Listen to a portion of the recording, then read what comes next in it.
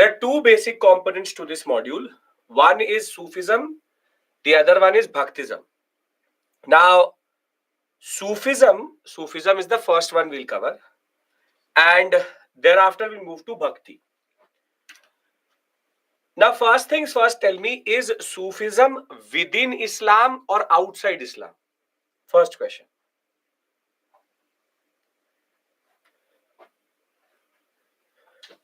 Mixed bag. Now, to be very, very clear, the Bhakti movement of Islam is called Sufism. Or in a sense that Sufis are not outside Islam. They don't reject the Quran. That is not what they do. They rather are like an alternative path. And let me tell you then the concept itself. See, within Islam, there's an institution, what we call as institutionalized religion. Within this institutionalized religion,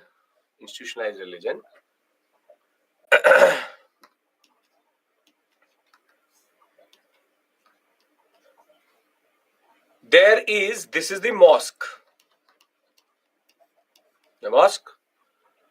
Now, if I'm an individual, I'm a Muslim, my access to Allah or God is via this institution. I have ulemas, I have maulvis, I have qazis, etc., who act as religious intermediaries. So I am connected to God via this institution, and these ulemas therefore produce a social order. They have rituals and they have their own rules and regulations. Now, in this sense, is God personal to me? Is God personal to me?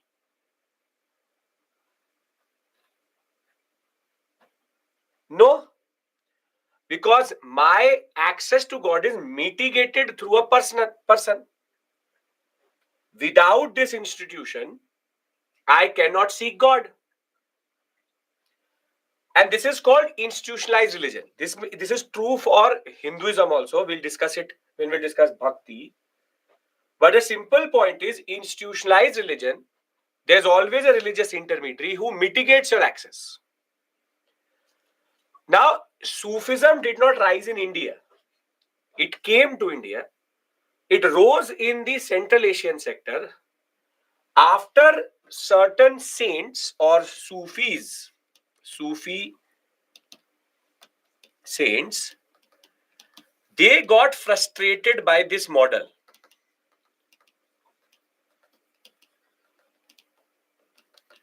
They got frustrated by this model.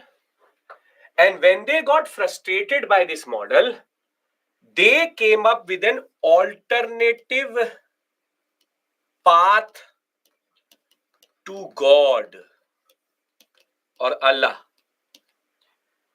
And that alternative path to God is called Sufism. It is not a religion. It is within Islam. And what is the meaning of Sufi? Sufi is Sufi. There's no meaning of Sufi. Now, there are 3 chapters, one in 7th, 12th, and in Satish Chandra, which you can read for this. But what Sufism basically is, repeating this point, Akansha, listen to me. There is institutionalized religion. Institutionalized religion is based on the access of a person to God via the institution. And that institution has a certain rule regulation. Sufi saints or Sufis became very, very frustrated by this model and therefore they developed their alternative path. Sufism in that regard, therefore, is an product or is a product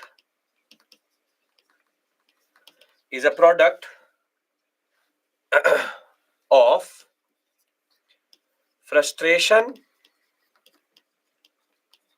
and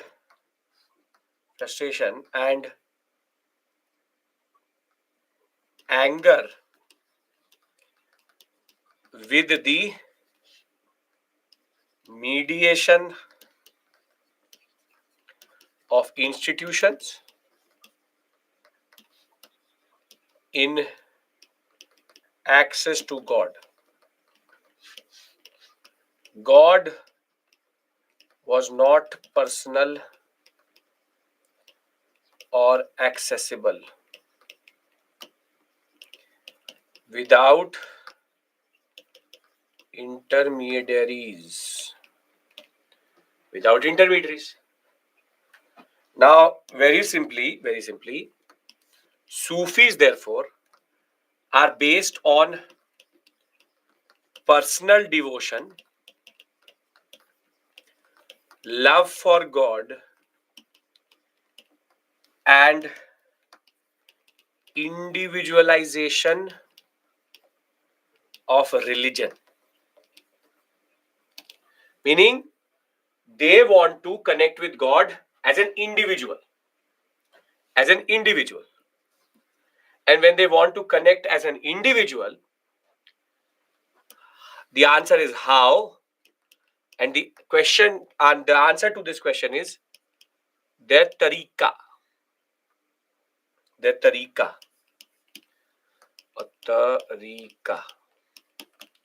It's called their tariqa. Tariqa means their method.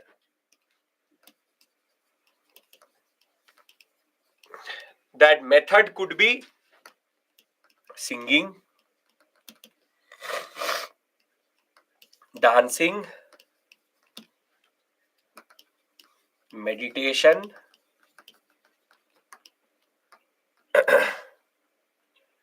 could be helping poor, etc. Wherein singing, dancing, meditation, helping the poor, the tariqa matters. Every Sufi has a different tariqa. They seek God not through institutions, but through their methods.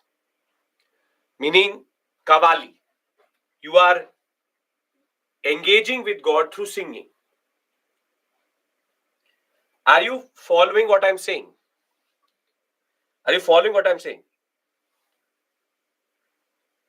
Like they are part of institution or they are individual saints. Tanmay, they are individual saints. Basically, Sufi saints are individuals who say that I have a different way. See, what is the tariqa of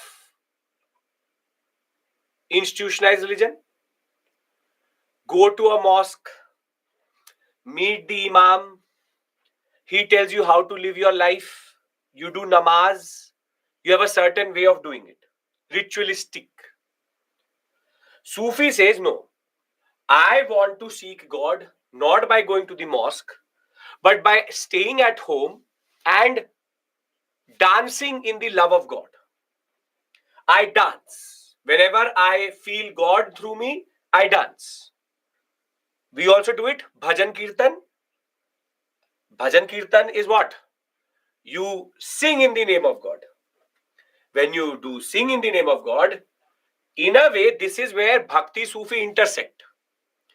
Wherein we also meditate, we also sing, we also dance, but in Islam, it is bigger because it was taboo. It was not acceptable to sing and dance. But the Sufis found a alternative path to seeking God. They said, I don't need the masjid. I need my own devotion. And when I remember God, I sing in His name. Is this making sense? What does this tariqa mean? Everybody has their own way. Are we clear? Because then I expand this concept more.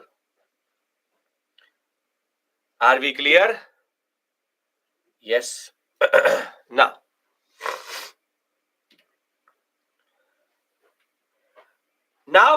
how does Sufism actually work? There are 4 words: Peer, Murid, Khanka, Dargah,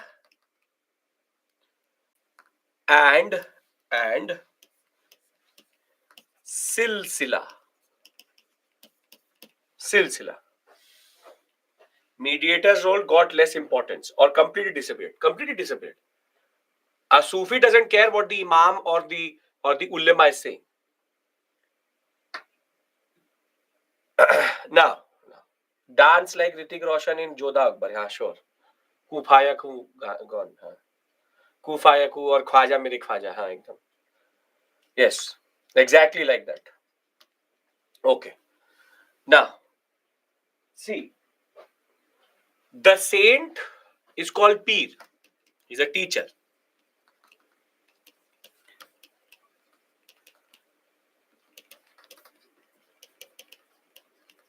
Alternative path to seek God. His own tariqa. Peer is teacher. Murid is student. A very good example of Peer Murid would be you and me. The syllabus is the same. The syllabus is the same. But I am your Peer, you are my Murid.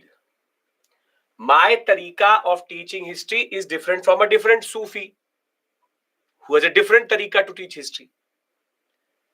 So every teacher has a different way of teaching, and that is basically Peer Murid tradition. Sufism actually works under Peer and Murid tradition only. There's a Peer, there's a Murid, there's a Peer, there's a Murid, Peer Murid tradition, wherein you have one teacher and multiple disciples. This is how a Sufi teaches, that this is my alternative path. Those who have their own way of devotion to God other than going to masjid, adopt Sufism, not adopt, are called Sufis. Maulana is a intermediary. He's a religious intermediary. He's related to the mosque. Teacher, Peer Murid, as soon as you hear this word, means Sufism. I am the Peer, you're the Murid. Now, where the Peer lives and teaches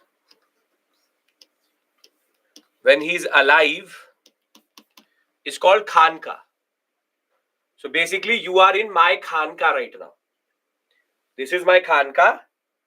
I am teaching you something and I am alive. So I am the Peer, you are the Murid. This is my Khanka. Now, when the Peer dies and where he is buried is called Dargah. So just by asking who that person is, you can know if the Peer is alive or not. I will call it Nizamuddin Aulia ki Khanka or Nizamuddin Aulia ki Dargah today.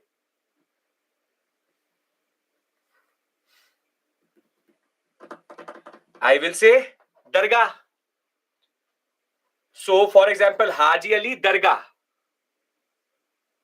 Moinuddin Chishti ki Dargah, Baba Farid ki Dargah. But there are also certain Sufis which exist today. So I will call, and when Muhammad bin Tughlaq used to go to meet Nizamuddin Aulia, then we call it what? He's going to Nizamuddin Aulia's Dargah or Khanka? He's going to Khanka. So just by knowing Khanka and Dargah, you get to know. Mostly, Khanka and Dargah are at the same place, meaning he used to teach there and then he died. Mostly Khanka and Dargah is the same, but in certain cases, Khanka was different and Dargah is also different. Does not really matter. So you would have seen, for example, Masjid and Dargah are same. No, Masjid is institutionalized, Shariat-based Islam masjid, mosque. That is what the Sufi does not want to go to, or that is what the Sufi is an alternative to. So the alternative to the masjid is the Khanka. But the difference is masjid always remains a masjid, but Khanka becomes a dargah later. It is not difficult. I'll tell you very simply. If I give you the problem is you're not understanding it in Islamic terms. See, you have a temple. You have a temple. Temple is masjid. Pandit is ulema, Maulvi, and Maulana. These two are institutions, temple and masjid. And Maulana and this and that and the Pandit are same, yes or no? Yes or no?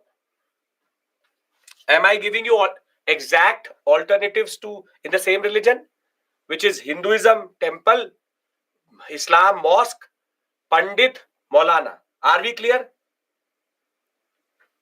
Yes. Now,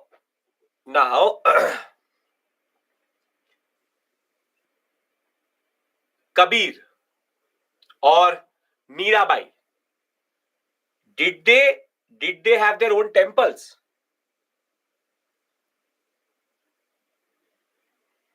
No. They had their own following in their own space. So what Kabir and Mirabai are exactly what Nizamuddin Aulia or Muinuddin Chishti is. Basically, they are people who did not want to go to the Pandit. They did not want to go to the Maulvi and wanted to see God through themselves. It's not hard. You're making it hard. Problem is you are not able to find equivalence. Dargah and Khanka can be different. That is not a given. Dargah and Khanka can be different, can be the same place. There's no set rule about it. There's no set rule about it. Are we clear about Peer, Murid, Khanka, Dargah?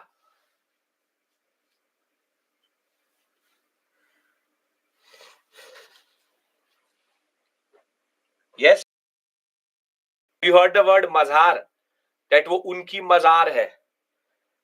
Have you heard this word mazar? Mazar is an alternative word used for dargah. So dargah, mazar are used alternatively. So they used to die at Khanka. Not necessarily. Not necessarily. Yeah, dekho, I'm being very clear. I generally have a lot of patience. But understand this point. It's not rocket science. And you all have not come from America yesterday, that it's not making sense to you. You have seen Indian society, you are part of Indian society, and as a Hindu, we understand Islam, I hope, and as a Muslim, we also understand Hinduism. This much our parents have taught us, and that is the beauty of India. So don't act like you are an American who does not even understand Hinduism or Islam. So very simply, there is an institution called a mosque. People are frustrated how the ulama is manipulating people. That person says, I will find an alternative way to God, and that is, I will seek God myself. When I seek God myself, it is how I create a certain tariqa. My tariqa is I sing in the name of God. That is my devotion to Him, and that is what is going to give me salvation. A student is called murid, a teacher is called a peer. The peer where he lives is called khanka. If he is later buried in the same place, the khanka becomes the dargah. If I am buried somewhere else, the khanka and dargah could be different, but the khanka word will not exist because the peer is already dead. So it becomes his dargah. Can I now move to silsila, because that is an equally important word? Okay. Now, now, there is A peer, B, C, D, E are his 4 murids. I am known, this A is known to, yeah, well, let's keep it my name only.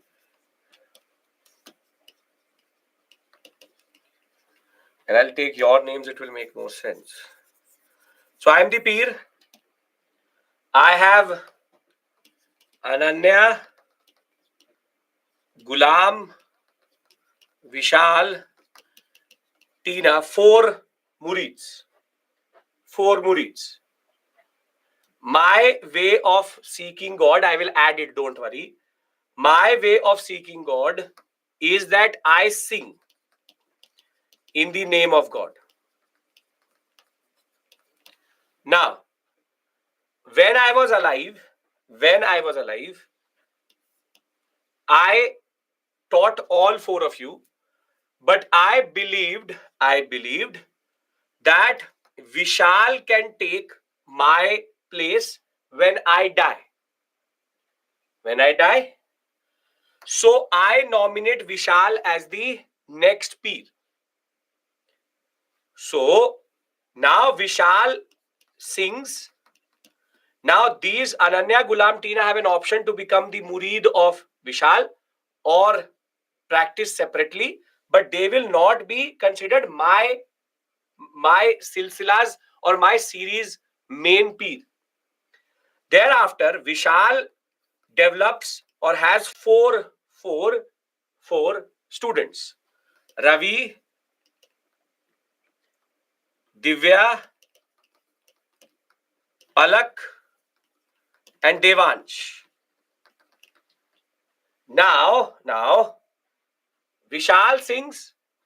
He had these 4 students, and he believes that Devansh is a very good student.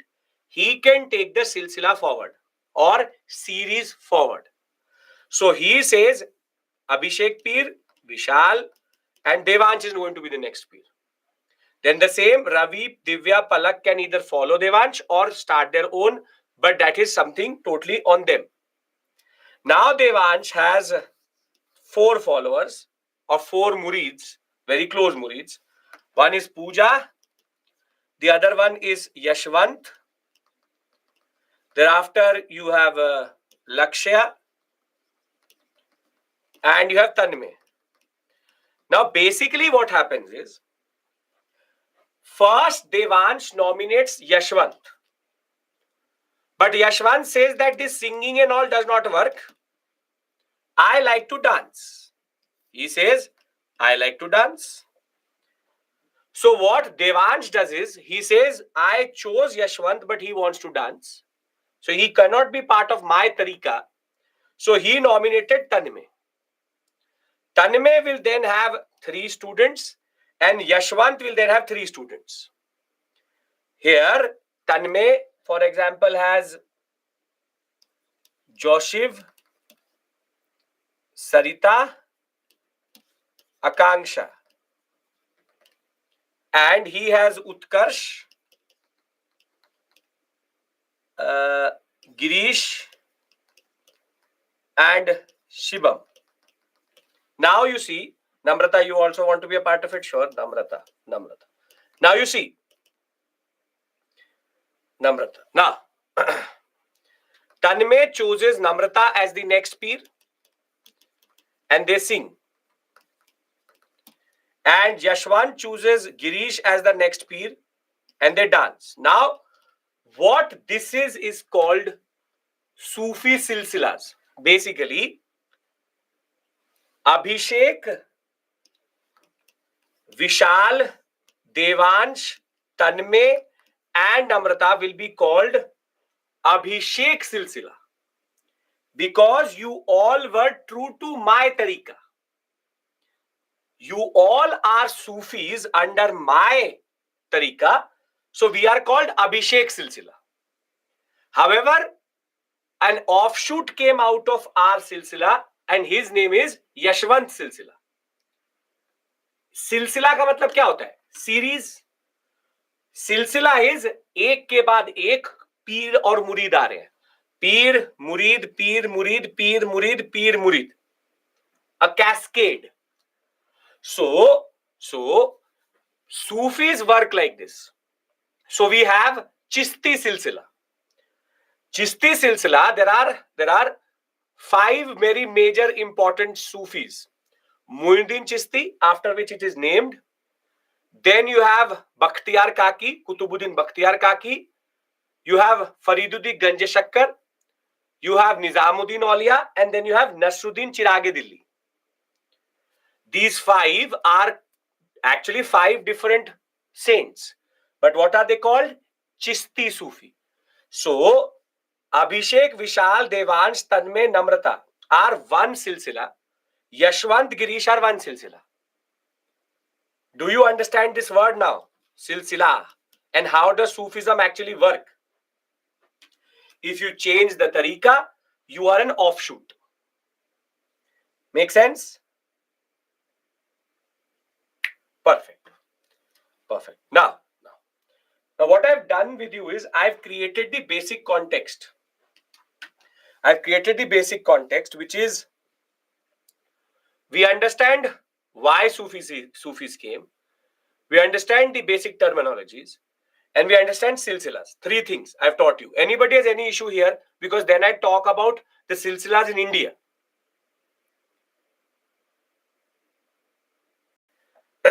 Now. In India, there were 4 major silsilas. There are 4 major silsilas. They are called Chistiya or Chisti,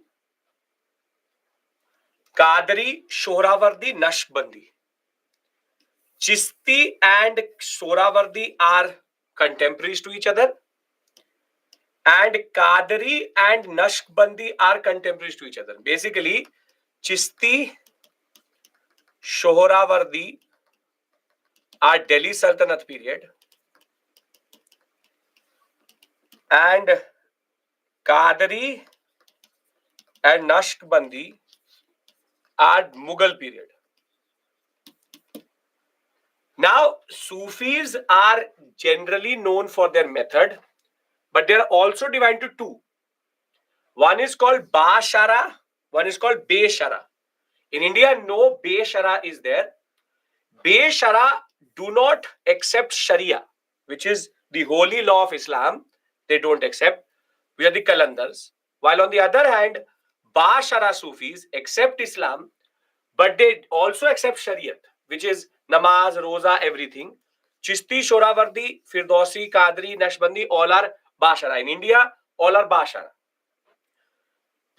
Sufis don't like institutional Islam. They develop their own tariqa. They have a teacher-student tradition, which is called Silsila, Pir, Murid, Khanka, Dargah, and Bashara, Beshara. Bashara, the ones who accept Sharia. Beshara, the ones who do not accept Sharia. Now comes the discussion related to Chistis. Now, Chisti Sufis are the most popular in India and even in the world.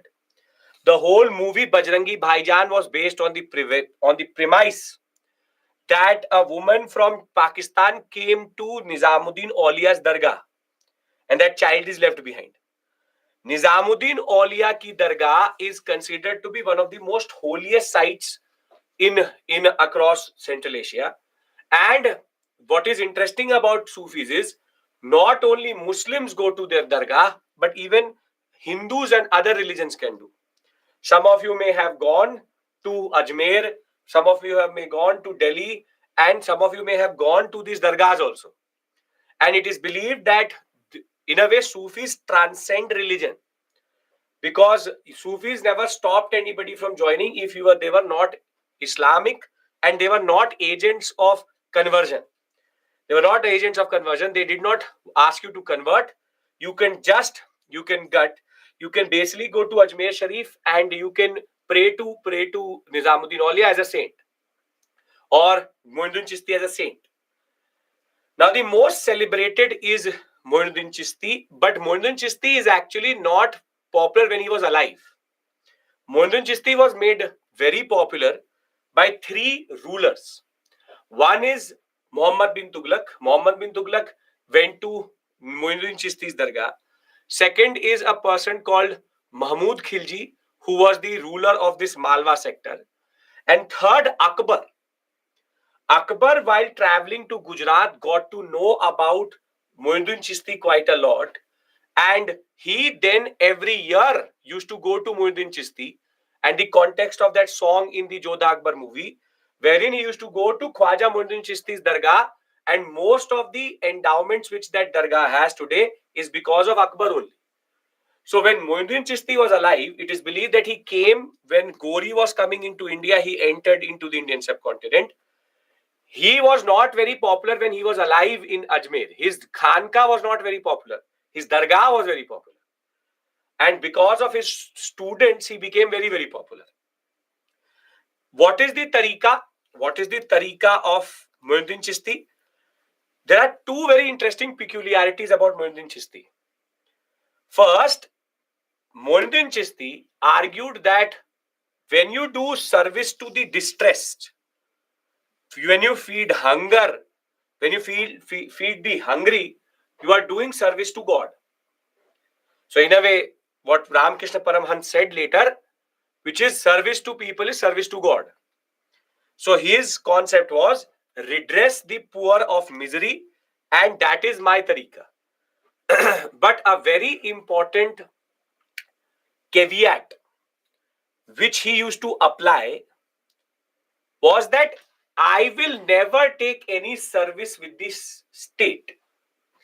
Chistis are known to be very popular because of this, because they never took any employment with the state. They can get a grant from the king, they can get some what we call as dan, but they would never go and say that I want to be part of the empire. I want to be part of the empire. I want to be part of the Delhi Sultanate. That is why people were able to see the Chistis different from the state itself. And that is why Khwaja Muinuddin Chisti never took any endowments or any form of patronage from the kings. And it is Muhammad bin Tughlaq who first basically how Chisti survived from time period 12 to 1400 till Akbar. Dargah to still today survives. When Akbar went to Muinuddin Chisti, he did not go to Muinuddin Chisti's Khanka, Dargah, Lakshay. Made you a part of a silsila. You are alive, so your peer will not be alive. It is Khanka or Dargah. He went to Dargah of Muinuddin Chisti. Muhammad bin Tughlaq was the first one who went to the Dargah. Then it was Ghyasuddin Khalji, also called as Mahmud Khalji of Malwa. This comes in the examination. Which of the following are known to have gone to the Chisti of, or rather the Dargah of this person? This period, it was Akbar who made it actually very, very popular. Akbar at point of time, 2 to 3 times, total 14 times he went to Ajmer. Every time he used to go with a lot of gifts. And if you've been to Ajmer Sharif, you would have seen that there's a very big dome on the Dargah. Have you seen it? Have you seen the dome on the Dargah? That dome was actually construction was started by Muhammad bin Tughlaq, completed by Ghyasuddin Khilji. That Gumbad which is there, Gumbad, is actually made by them only. But Muinuddin Chisti was not popular when he was alive. Later he became alive. Later he became very popular. His most interesting disciple, who was operating parallelly when he was alive, is a person called Kutubuddin Bakhtiyar Kaki. Please don't mix him up with Bakhtiyar Khilji. He is Kutubuddin Bakhtiyar Kaki, a different person. Some people believe that Kutubuddin Aibak named the Qutub Minar after him. Again, both are Kutubuddin, so it is not clear. But the simple point is, he operated from Delhi. Whilst Muinuddin Chisti operated from Ajmer, he operated from Delhi. And the Shohrawardis were also in Delhi, a different silsila.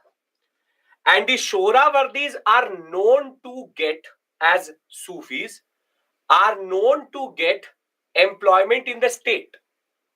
Because Shoravardis believe that if you are a beggar, how will you help the poor? So they used to say that we will first take employment in the state and then we will help the poor. But basically, Kutubuddin Bakhtiar Kaki actually was hated by the Shoravardis. Iltutmish was asked by Shoravardis to remove Kutubuddin Bakhtiar Kaki, but Kaki did not go anywhere. Then comes Kutubuddin Bakhtiar Kaki's most known and very popular Baba Farid. His whole name Fariduddin Ganj Shakkar, very popular in Hansi, Haryana and Punjab sector. He is the one who made Sufism very popular in Punjab, Haryana. Later, it is his disciple Nizamuddin Aulia who's considered the greatest of all Sufis generally. Greatest of all Sufis. Because he is known to have fought no one else but Ghiyasuddin Tughlaq and a person called Mubarak Khalji, and both wanted him gone. But Dilli Durast, the curse of Nizamuddin Aulia was so strong that Nizamuddin Aulia till today is considered very powerful. The last person who is considered important and after which the whole part of a city is named is Nasruddin Chirag Dehlavi. The whole Chirag Delhi area of Delhi is actually named after him. And he played a very important role as a Sufi saint. But then Muhammad bin Tughlaq, that fool, is going to shift everything to Daulatabad. The Chishti Sufis will also go to Daulatabad. And Chishti Sufis will change a rule which they used to follow till they were in Delhi. And they will start to get employment in the state because in Gulbarga and all, they were never able to survive. And the last major known Chishti is Muhammad Banda Nawaz. You would have heard another name called Salim Chishti, but Salim Chishti was not very important, has his tomb in the Fatehpur Sikri, because Chistis were not important during the Mughal period. The arch rivals of the Chistis are the Shoravardis, but the Chishti idea is very simple, straightforward. Simplicity of life, humility, love, devotion, helping poor, and never accepting anything from sultans. Shoravardis are the exact opposite of Chistis.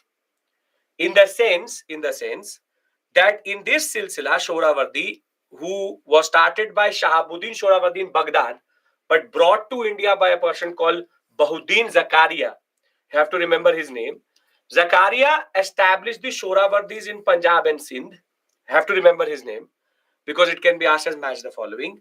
The simple point is they were the exact opposite of the Chistis, because they believe that owning property, getting employment is important. They said, if we can't serve the poor properly, then what's the point of being a Sufi? So they always used to talk about religious belief, ilm, which is scholarship, but they always used to take employment in the state. And you tell me, if there's a Sufi who is related to the state and if there's a Sufi who is not related to the state, people will connect with whom more? People will connect with the person who is not connected to the state, because that way people can understand that he's not part of the state. That is why Chistis was very, very popular. Now come the two orders which were parallelly there under the Mughal period. One is called Naqshbandi, not Nasbandi, Naqshbandi, and the other one is called Qadri. Now, this tells you the power of a Sufi and a teacher. Naqshbandi are actually a regressive Sufi saint culture, because they believe they are basically revivalists. They believe that all innovations, all biddat, everything is problematic. We have to go to pure Islam. And un-Islamic practices should be gone. No sama, no religion, nothing, no singing, nothing. And a person who was very important in India is a person called Sheikh Ahmad Sarhindi. Guess who was the chief disciple of Sheikh Ahmad Sarhindi? Guess. Aurangzeb. Aurangzeb, this fool, was actually taught by Sheikh Ahmad Sarhindi. And for the same reason, Sheikh Ahmad Sarhindi, you see, was the one who said remove songs. So Aurangzeb removed songs. Remove dance. He removed dance. The way in which Aurangzeb acted was because he was influenced by the Naqshbandi Silsila. And that is why the whole concept, he was not the murid, but he was a follower. He obviously is not a murid. He talked about un-Islamic practices. And now you see Qadri. Qadariya order, the most known out of them is Mian Mir. Jahanara and Dara Shikoh were the disciples of Mian Mir. And you listen to what Qadris say. The concept of unity of existence, unity of being, God and creation are one and similar. They denounced the orthodox element. That is why Dara Shikoh was the exact opposite of Aurangzeb. Dara Shikoh wanted to know about the Vedas, the Upanishads, the Gita. He translated it. Aurangzeb was a fool, actually taught by Sheikh Ahmad Sarhindi. This tells you the power of a teacher. Aurangzeb was taught by a bigot, a person who talked about regression, so he regressed. Dara Shikoh was taught by Mian Mir, a Qadri Silsila or Sufi, who talked about everybody being the same. They used to very interestingly argue that the real kafir is the one who believes that everybody is different. The real kafir is the one who thinks that everybody is different. The kafir is not the one who is of different religion. The real infidel is who believes that there is multiple people. The real kafir is the one who believes that there are different people. They used to say everybody is the same. Every God is the same. We all are children of God. Make sense? Qadri. So in a way you can see Sufis can be forward looking, backward looking also. So before we close this section, there were two offshoots. One is called Firdausiya, the other one called Satariya. Firdausiya is the offshoot of Shoravardi. Satariya is the offshoot of the Qadri. And they were operating later in the Bihar Bengal sector and Uttar Pradesh. Now what I want to do is I want to just make this basic flowchart. Sufis in India, there are four. One is Chishti. The other one is Shohrawardi, out of which comes Firdausiya. Then you have Naqshbandi. And then you have Qadri.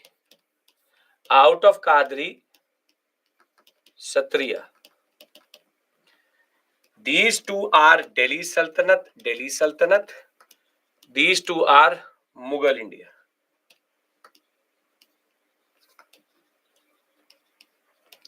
Further, these three are considered progressive. This is the regressive one. Take employment in state.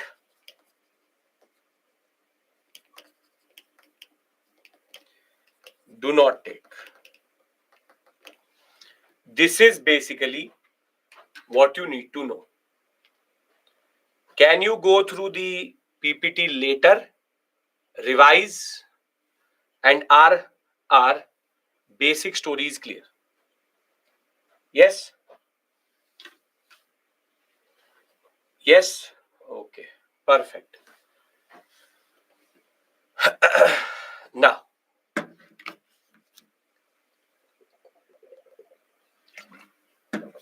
see what I'll do is, I'll teach you Bhakti, basic concept. I'll give you a Venn diagram. This is enough for Bhakti Sufism. I'll give you a Venn diagram and we'll break early. Because within 1 hour, Bhaktism cannot be done. Rather, what we'll do is, we'll see the intersections, basic concept to remember, then I'll see you on Monday. Make sense? Yeah, can we call Sufism Bhaktism in Vedanta? Yes, yes. Bhaktism is the Sufism of Hinduism. Sufism is the Bhaktism of Islam. Okay. Now you see. Now, what is then Bhakti? Bhakti movement. Now, please be very clear about one thing first, that Bhakti movement happened in two different contexts. The first Bhakti movement was not in North India, it was in South India. And that is called South Indian Bhakti. South Indian Bhakti is 7th century CE, Allavar and Nayanar tradition. On the other hand, we have North Indian Bhakti, for which you know a lot, which is Kabir, Ramanand and all. That is 13th to 15th century CE. And the connecting are called the Marathi saints, such as Namdev, Tukaram. The problem was there's a difference. Sufism is only Muslim, obviously. But is it in Islam? South Indian Bhakti, Allavar Nayanar tradition, is writing in Kannada, Telugu, Tamil. North Indian Bhakti is in the Hindi language, and therefore the problem was of language. Because Marathi saints needed time to understand what Allavar Nayanar was saying and transmit it to North India, there's a time difference between the two. So please understand there are two Bhakti movements, one first in South India, then in North India. This is the first point you need to remember. Now, why or what is the core concept of Bhaktism? See, in Hinduism,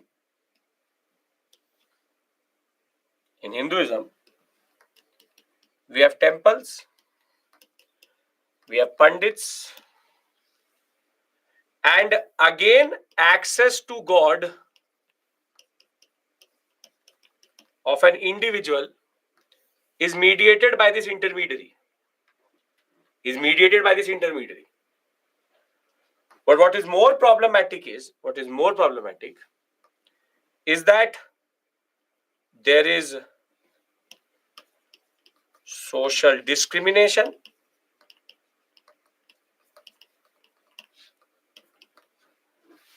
further there is social exclusion, caste, varna divisions, and further women do not have access. Acha, one thing be very clear, that Sufism is also conservative. In Islam, how women don't have access to mosques, that part is also true for Sufism. Sufism was not very progressive that way. It accepted the conservatism of Islam, though it gave an alternative path, but did not change the basic structure. That is not true for Bhakti. Bhakti challenged that. Social discrimination, social exclusion, caste, varna division, women do not have access. This is what the saints did not like. Bhakti saints did not like. So again, the Bhakti saints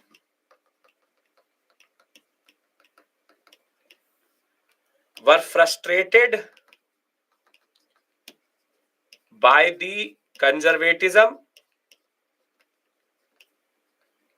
of Islam, not of Islam, of temples and pandits. And ironically, mostly Allavar Nayanar tradition saints were lower castes women. Now, what is then bhakti? I'll tell you what is bhakti. I can guarantee to you that either on your phone screen, on your lock screen, or where you are sitting right now, or in a room in your house, there would be a God picture, temple, or something for sure. Something for sure. 80-90% of you will surely have it. And you don't know it, but that is because of the Bhakti movement. That is because of the Bhakti movement. And why? Bhaktism personalized God. In a way, what I mean to say is, whenever I want to worship God, do I need to go to a temple? I want to remember Lord Rama or Lord Hanumana. Do I need to go to a temple? No. Is there any designated day on which you have to go to a temple? Like Friday, like Sunday in Islam and Christianity. There's no specific day in Hinduism where you have to go to the temple. The fact that we all have our own personal gods. Your mother could worship Shakti. Your father could be worshipping Lord Rama. You could be worshipping Lord Krishna. And the fact that every household in India today, big or small, has a temple inside it is because of the fact that Bhaktism personalized God. Basically, it said, wherever I am, whenever I am, whatever form I am in, I can remember my God. So Bhaktism is based on personal devotion, which is technically true for Sufism also, about personalization of God, about individual access to God. Individual access to God. And what does personalization of God, personal access? Tanmay, it means that you have your own picture and you can worship your God. Worshipping God was never something which everybody could do. It was only the prerogative of the Pandit. You read Hanuman Chalisa. You read Gayatri Mantra. You read any mantra you want. Everything is available on internet. Could a lay person do arti or mantras during 3rd century, 4th century? You would be literally killed by the Brahmins for doing something like that. Because you are taking away the prerogative of the Brahmin to do it. And therefore, institutional temples are not going to give up that power. Temples were power centers. That is where the concept comes.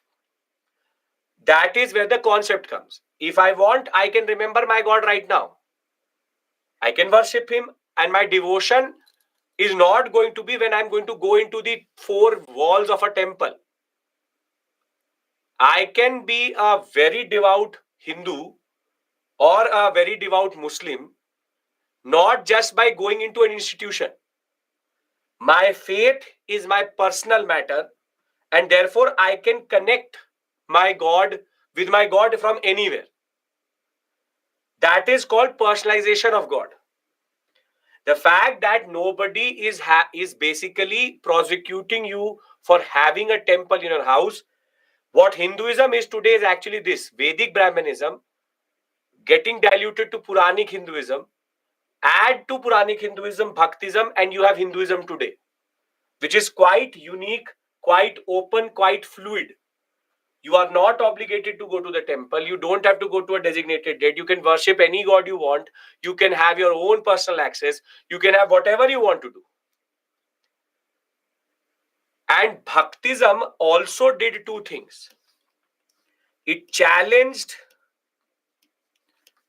caste system and it challenged gendered notions that women don't have access. So therefore, what bhakti is, no caste and gender distinction, personal devotion, complete surrender to God, and you surrender to one form of God. It could be Nirgun or Sagun. Kabir was Nirgun, Meera was Sagun. But this monotheism means either Krishna Bhakti, either Ram Bhakti, basically one form you choose. Bhakti of Goddess Durga, Bhakti of God Krishna, of Lord Rama, one God you worship. Monotheism means not one God, but your bhakti is toward one form of God. Now, when we talk about bhakti, the idea is of oneness of God, and in a way, we also say that, don't we say that Brahma, Vishnu, Mahesh are the same? That Lord Shiva, Vishnu and Brahma, in a way are all the same, and in a way are part of the larger Adi Shakti. So, in the sense that we see that all gods are the same, whatever form you want to pursue. They believed in the freedom of cycle of life and death, advocated salvation by deep devotion, moksha through deep devotion, and emphasized on self-surrender. Further, gurus had to, or the saints were going to tell everybody how to go forward. Universal brotherhood, everybody is the same. They criticize idol worship. Idol worship means temple worship. And stressed on singing of hymns for deep devotion, arguing that all living beings, humans, gods, children, denounce caste system, and they denounced ritualism, pilgrimage, fast. They not considered the language to be composed in Sanskrit, but to be composed in Bolchal languages. Now, what I want to do is, because I want obviously not start Allavar Nayanar, what I want to do here is very simply do a comparison, or a very simply a Venn diagram to show you where Bhakti Sufi intersect and how are they different. Can I do that? It's basically worship temple as God. No, that is not true. Okay. They believe in everything. They are within in Hinduism only. And the basic point is, yeah, again, you are acting like Americans, literal Americans. You sometimes act like Britishers. And I am teaching Britishers. Meaning, Sagun, Nirgun, you are not able to understand. Simple point is that temple has temple idol. Do you have a temple in your house? Yes. That is a smaller miniature temple. That was not allowed previously. It is now allowed. That's end of story. Bas, that's it. When this self-devotion started for the first time, Allavar Nayanar tradition, 7th century, South India. God is formless and shapeless. It is used for it is based upon our imagination. True, if you are Nirgun Bhakti. Sagun mein you will give a form to your God. Okay. Can I give you this? Okay.